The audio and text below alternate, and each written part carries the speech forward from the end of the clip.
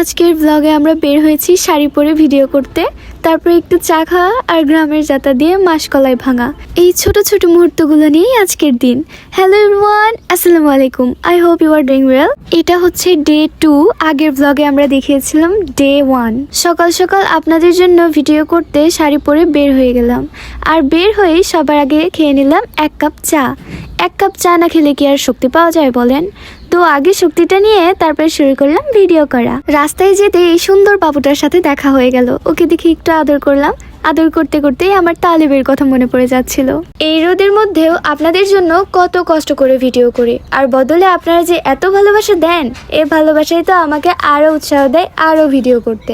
এই রোদের কষ্টটুকু আপনাদের ভালোবাসায় সব ভুলে যায়। আসলে আমি কিভাবে থাকি আর কিভাবে ভিডিও করি আপনারা না দেখলে সেটা বুঝবেনই না। তাই আজকে এক ঢিলে 2 পাখি মারবো।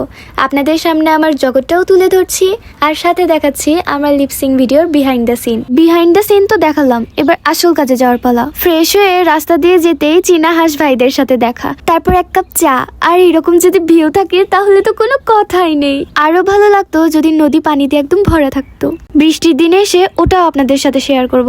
আসেন এবার আপনাদেরকে পুরোনো দিন থেকে ঘুরে নিয়ে আসি। প্রাচীনকালে যাতার সাহায্যে মাসকলাই ভাঙা হতো। শুধু মাসকলাই না, আরো অনেক কিছু ভাঙা যেত, যেমন তিল।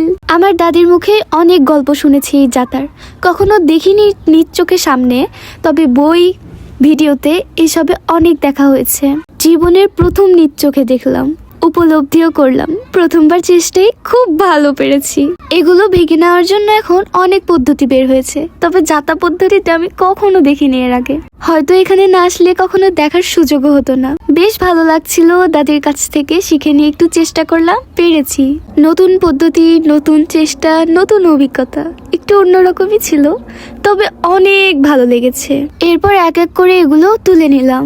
আপনারা কে কে যাতা দেখেছেন অবশ্যই কমেন্টে জানাবেন। কিন্তু রাত হয়ে এসেছিল, তাই কাজটা এ পর্যন্তই ছিল। কালকে আবার বাকি কাজগুলো করা হবে, রান্না বান্নাও শুরু হয়ে গিয়েছে। এটুকুতেই শেষ না, কিন্তু কালকে আবার আসতেছি ডে 3 নিয়ে। এ পর্যন্ত সবাই ভালো থাকবেন, টাটা।